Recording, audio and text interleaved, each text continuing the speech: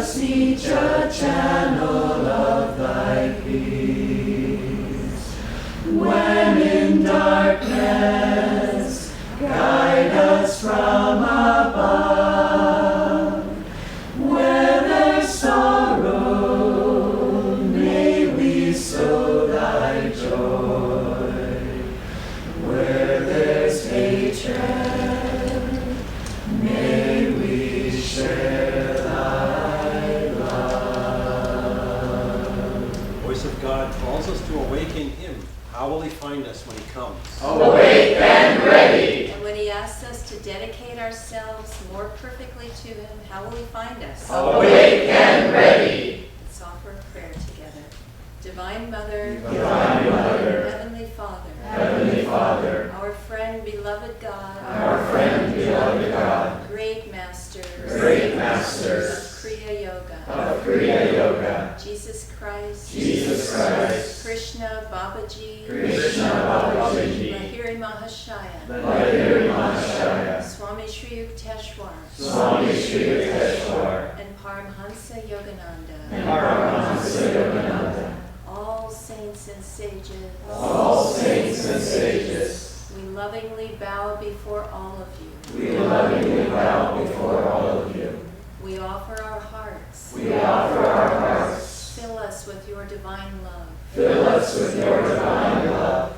We offer our minds. We offer our minds. Fill us with your divine wisdom. Fill us with your divine wisdom. Make us perfect channels Make us perfect channels of your blessing in this world. of your blessing in this world. We are your children. We are your children. Receive us Receive us on thy lap of infinity. on thy lap of infinity. Oh, peace. Peace. Amen. Please be seated and we'll have some music.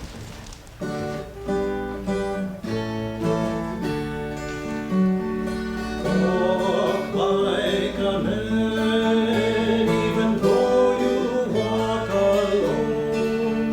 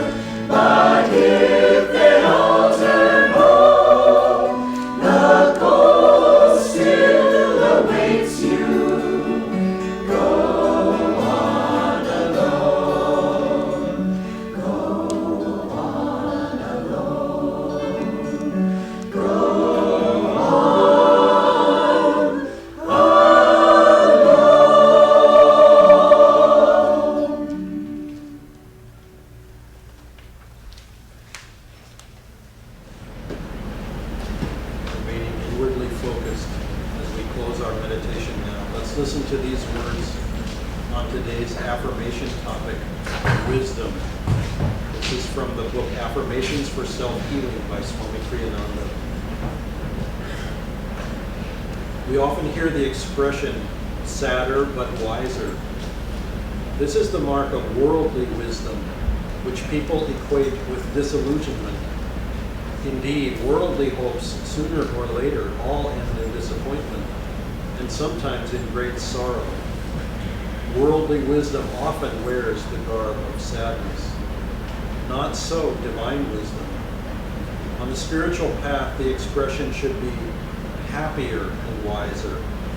For true human wisdom means recognizing at last the pathway out of delusion and toward the light of truth. Divine wisdom is omniscience itself.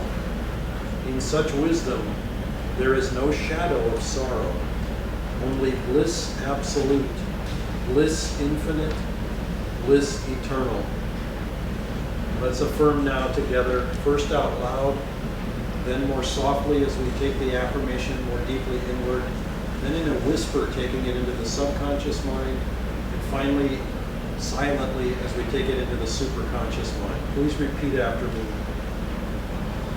As I learn the lessons that life teaches me, As I learn the lessons that life teaches me, I grow toward ever greater joy and freedom.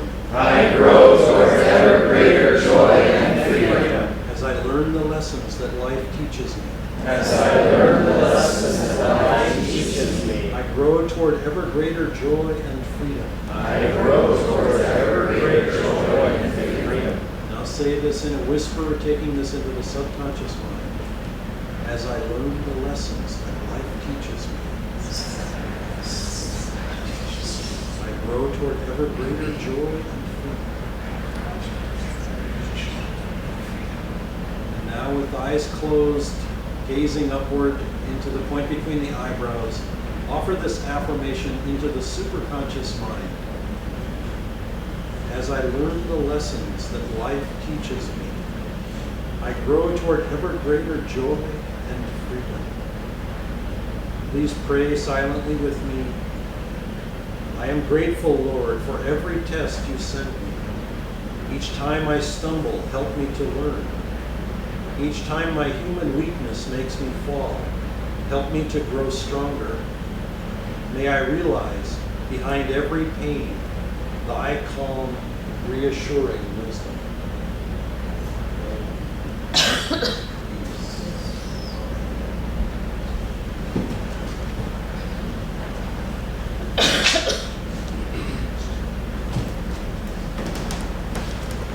Good morning, everyone, and welcome to Sunday service. Good morning. My name is Swami Dharmadas. This is Swami Nirmala. We're from Ananda, Sacramento, along with some of our compadres, and we're very happy to be here with you, and it's a joy to share this Sunday service. I'm going to read from Whispers from Eternity by Paramahansa Yogananda. This is prayer demand number 155. Demand for the opening of the spiritual eye, the eastern star of wisdom. Bless me, Father, that I behold the eastern star of wisdom. May it shine before my human eyes, as much in daylight as in darkness. Long my eyes were blinded by the tinsel glitter of materiality. Seeing things always outwardly, I saw not the spirit behind and within them. I saw the mustard seed of matter, but spied not the oil of spirit that it contained. My third eye of wisdom is now opened. Oh, may it always be so. Let the gaze of my single eye of realization penetrate through every veil of matter to behold the infinite presence of Christ everywhere. Bless me that my sacred, wise thoughts, following this star of knowledge, lead me to the Christ in everything.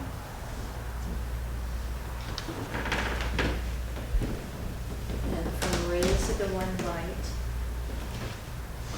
Truth invites, it never commands. Truth is one and eternal. Realize oneness with it in your deathless self within. The following commentary is based on the teachings of Paramahansa Yogananda.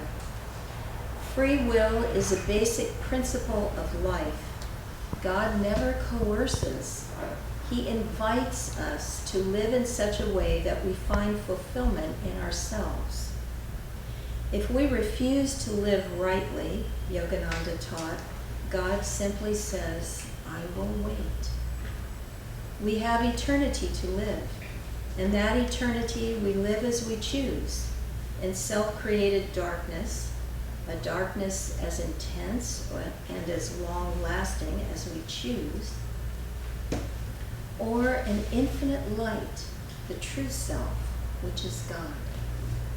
Jesus Christ in the Beatitudes offered a beautiful example of God's way of inviting mankind to seek perfection, not by commanding, but by offering. He offers his human children the incentive they need to choose the right of their own volition. Blessed are the poor in spirit, Jesus said, for theirs is the kingdom of heaven. Blessed are the meek, for they shall inherit the earth. Blessed are the merciful, for they shall obtain mercy. Blessed are the pure in heart, for they shall see God. In each of the Beatitudes, Jesus explains the blessing attendant upon observing it. The divine way, similarly, for each of us is not to do violence to our own natures. Spirituality must be attained naturally. It can never be attained by force. The Bhagavad Gita says in the 3rd chapter, even the wise behave in accordance with nature as it is manifested in them. Of what avail then is suppression? The scripture then goes on, however, to explain that this doesn't mean we should surrender to the dictates of our lower nature. Rather, it emphasizes our need to aspire to the heights. But each of us in accordance with his own nature and not in imitation of anyone else's, offering ourselves up for purification by divine grace. Desire, whatever form it takes, so the Gita explains, should be resisted, even if only mentally. Attachment and repulsion to sense objects, both of these are universally rooted. No one should accept their influence, for verily they are man's enemies. Thus, through Holy Scripture, God has spoken to mankind.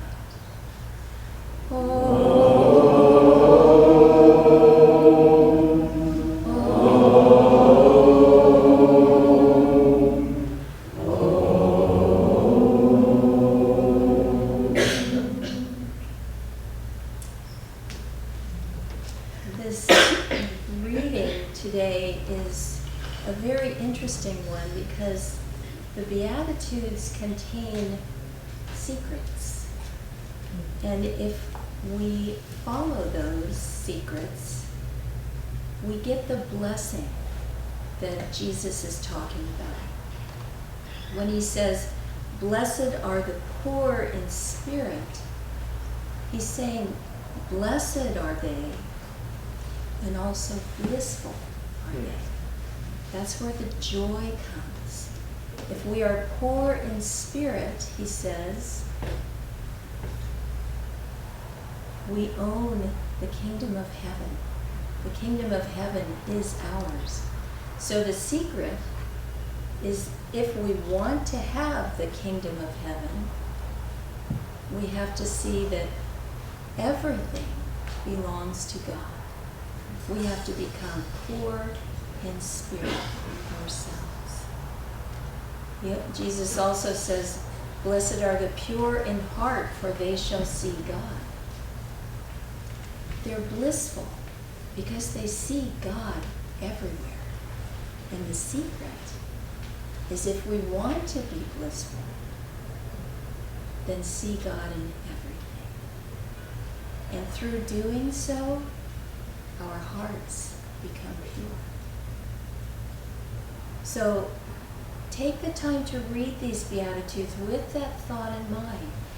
Jesus is not only saying, look at these people over here, how blessed and blissful they are, because they have these qualities, but he's giving us instruction. Do these things. See God in everything, and you too will be blissful. What else does he tell us here? Blessed are the merciful, for they shall obtain mercy. That's a good one. If we want to obtain forgiveness for whatever we feel we have done wrong in our lives, if we can be merciful to others, that mercy will come to us. Give what it is you want to have, and it will come to you. We are part of a pilgrimage group, as Dharmadas was explaining. There are 20 of us here today. And we've had a very blessed, a very blissful pilgrimage. There's only one thing wrong. It's over today.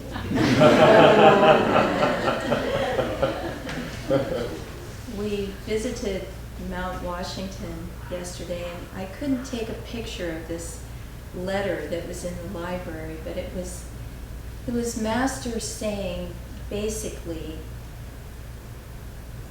God loves you if he tests you. The more he tests you, the more he loves you. And it's good to know that it has a reason behind it. But he was also making the point that don't give it too much authority over you, all these tests, because they will soon be over, and they will just be a dream. I had an experience many, many years ago when I lived in Ananda village, and I had a minor surgery on my foot. And the doctor said it wasn't a big deal, and so I thought I would be fine within a couple of days. Well, it just kept swelling up, and I could hardly walk on it. And I was in the Joy Singers at that point, and we had a performance scheduled with Swami Kriyananda coming with us. And I went to sleep the night before the performance, and I thought, well, I just won't be able to go. I can't walk. And in those days, many of us didn't have cars, and so I would have had to walk from the hilltop where I live all the way down to the market, which was a mile or more. So I just thought, well, it's hopeless, I can't do it. And in the morning, I woke up early and I thought, are you kidding? I've got to be there. Swami's going to be there. I've got to put out the energy and somehow make it down the hill and be part of this. This is important. Now, this was 35, 40 years ago. I have no memory of how I got there. That part's gone. What I do remember is standing on a little stage like this, with Swami standing right behind me, singing that same song we sang this morning, Walk Like a Man. And every time I sing that song, I hear him singing the bass part behind me. That blessing has continued. And if I hadn't put out that energy of, I've got to do this, I can't be a wimp, I got to do this, I wouldn't carry that beautiful blessing with me. So I was telling some of our pilgrimage group that pilgrimage is a journey outside your comfort zone. You don't have all your little things around you. Anybody seen The Hobbit? Movie The Hobbit? Remember Bilbo finally comes running down the hill, okay, I'll do it, I'll go on the adventure. And then he's riding on his little pony and he goes, after he meets up with everyone, says, oh, wait, we have to go back. I forgot my pocket handkerchief. And Gandalf says, you're going to do without a lot of things. And pilgrimage is like that. We're outside our comfort zone. We don't have all our little comforts and things that make us happy and ways to escape. We're just right here. But that's the beauty of pilgrimage, because every step is with God. We've offered ourselves into the highest that we know of, and we have surrendered to that high divine mercy. And that's where the joy is. So if we make every moment of our lives a pilgrimage, that's the way to live in this world. To feel that whatever happens is God's love manifesting to help us grow, to help us change, to help us become purified and perfect instruments for Him in this world. The more we have traveled, the more I realize how much this world needs instruments of God. Offer yourself every day with every breath. Lord, use me to bless other people, to bring your light into this world. And that is a pilgrimage well spent.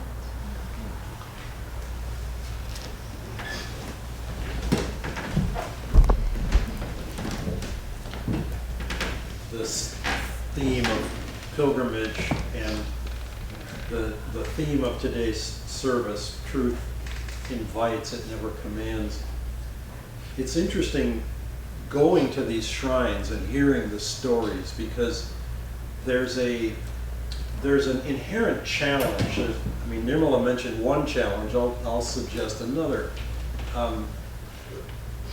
We hear the stories of Yogananda in this place, or the close disciples of Master in this place or the other place. And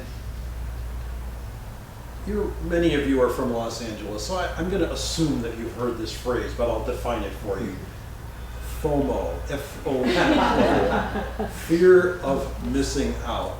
Well, pilgrimage can give you a little bit of that, or perhaps even a little more, a shade more intense would be SOMO, sadness of having missed out, because we weren't there when the whatever miracle happened. Yogananda went into samadhi in front of the pepper tree, or whatever the thing was, the big story that happened, the really sweet, the really heartfelt, the really amazing, etc., the miraculous. But here's the thing. As Nirmala was saying, yes, technically our pilgrimage ends today. We've got a flight to catch, flights plural, to catch this evening back to Northern California. So yes, on one outward level our pilgrimage ends, but as she mentioned, more importantly, the pilgrimage never ends. The pilgrimage keeps going. It's just that the pilgrimage may involve going to a job tomorrow morning, or may involve family responsibilities, or may involve whatever it is that we're busy with in life. And that is the pilgrimage. And the masters are just as much present on that pilgrimage as on any more formal pilgrimage. It's just that the formal pilgrimage gives us a chance to really focus. Nirmala was pointing out that, yes, we don't have all the little comfort things. That cup of coffee may not the timing of it may not hit at the right moment, or it may not hit at all, leaving disaster in its wake, perhaps. All sorts of, things. It may be really hot. Yesterday we arrived at Mount Washington after having gone to Forest Lawn, and some of us walked the labyrinth that's up at Forest Lawn. I mean, it's wonderful, wonderful places. But it was hot. It was sunny. And then we get to Mount Washington, and it's still hot, and it's not very air conditioned, and it's, it was pretty fierce. And, by the end of that, you're getting kind of hot and sweaty. And, it gets a little warm in here when the air conditioning's not on. But you know what? There's this focus that says, I'm here for this. I'm here now. Master's blessing is now. His presence, yes, physical presence was there, decades ago, but his spiritual presence is now, and it's always.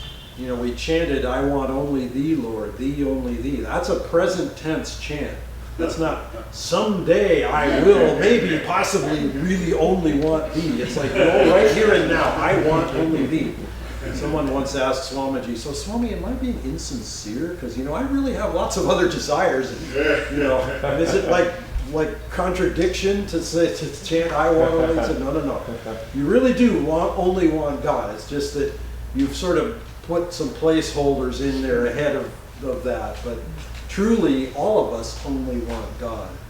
But coming back to the thought of pilgrimage, there's a particular blessing that comes from pilgrimage, and I'm going to give an astronomical analogy here. I don't know how many of you ever followed this, but I found it very intriguing and very inspiring. Back in 2006, a satellite was launched from Earth, and the satellite was designed to go to a very close flyby. Satellite was called New Horizons. Was designed to make a very close flyby of Pluto. And on its route, in 2007, it made a very close pass by Jupiter. And the purpose of that pass was to shorten the time that it would require to get out to Pluto by 5 years. 5 years was what that close encounter with Jupiter did to the speed of that probe. And it was already going pretty fast, mind you. It was going 51,000 miles an hour, right? Even on LA freeways. The Ferraris and the Lamborghinis, even when there's no traffic at all. You're not going to get to 51,000 miles an hour. But still, that encounter with Jupiter sort of slingshotted this thing towards Pluto much, much faster, and now it's on its way out of the solar system altogether. Our lives are a little bit like that probe. And when we come into close contact with a place where there's holy vibrations, it's like that close encounter. Jupiter represents the guru, represents the spiritual presence in our lives. We make a close encounter with that, everything speeds up. Everything gets energized and magnetized and brought forward. So, but we don't have to wait for the special pilgrimage. As Nirmala was mentioning, the pilgrimage continues. And that pilgrimage can be to our meditation seat this evening. It can be to the ocean, this afternoon, possibly, if it's not too hot or whatever. It can be wherever. And we have to find the holiness in those moments and use that to the point where all of life is one pilgrimage of divine presence. We watch that with Swamiji, and we have the opportunity to encourage it, to magnetize it, to energize it in each other. And this is, to me, a tremendous blessing of spiritual community. And by spiritual community, I don't just mean a piece of real estate. I mean, yes, pieces of real estate are also really wonderful because they, we could be scattered all over the place, having a Sunday satsang on the internet or whatever. But I would suggest that being present in the same room together, or being present in the same place together brings a special magnetism to it. So yes, pieces of real estate are valuable, but the community of our hearts is something that grows richer and deeper as the days and years pass. And yesterday we were at Mount Washington visiting Master's rooms and visiting the grounds and having a tour and so forth. And the two monks who took us around outside were mentioning that we had a pilgrimage group from Italy, and one of them was Italian, and so he spoke Italian. Francesco spoke Italian. And I thought, those are our people. And we also had a pilgrimage group from Russia. Those are our people too. It was very sweet. It was this real sense of connectedness. But spiritual family is everywhere that we look to find it, because it's easy to let religion kind of divide rather than unite. And it's just, oh, well, they do it a little differently, or they have rules, or they practice this or the other thing. And, the emphasis becomes on all the outward parts of it. I was so touched. We visited Lake Shrine on Friday, and a brother guided us, Brother Sarvananda guided us. And very sweet, very, very, very much in the heart. I would characterize his energy as humble in the true sense of there was no sense of me, the importance of me in the equation. And that is where spirituality comes through. There's no barrier to it. There's no sort of something else that's holding it down. In the fire ceremony that we do every Sunday, we offer, in the second mantra, we offer little grains of rice into the fire. They symbolize old identifications, old karmas, old history. And the idea is not to destroy them. This is one feature of the fire that may be a little misleading at first glimpse. It's not, even though those things get burned up, in the spiritual sense, they get transmuted. They get brought into their highest and full potential. That's how it is in our lives. All the old history, there's nothing wrong with it, only if it ties us down to thinking, I'm limited, I'm stuck, I can't grow. Because all of us have the potential and the blessing to realize God. And being in the places where Master lived, I thought this is an interesting visualization. Just visualize for a moment. Sort of walk in the steps of Master's life for just a moment with me. You grow, I'm going to phrase this as you, because you are now Master. You grow up in India. You grow up looking for saints, looking for masters, looking for your own guru. For your entire youth, that's the whole focus. You have a divine mother who helps you to be healed from deadly illnesses. Miracles are all around you, starting with, or maybe not starting with, but blessed by the miracle of your father becoming a disciple of Lahiri Mahashaya in miraculous form. The heritage of India you bring with you, and at a certain point you feel the call of the divine to come to the West. And you come. And you come to a West in 1920, nearly 100 years ago, that is not real well oriented towards accepting people of color, people of different perspective, males who have long hair. Lots of challenges ensue. Financial challenges, living in very humble circumstances, campaigning around the countryside, speaking to thousands and thousands of people. Just imagine the perspective, the view, coming to Los Angeles, the Benares of the West, feeling the spirituality here, feeling the receptivity here in devotees, in the people and the energy of the place.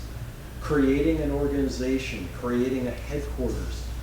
Just imagine all of those things moving through your heart, moving through your consciousness, moving through your inspiration, to have the imagination to place these things in front of the thousands and millions who would come later, including all of us here in the room.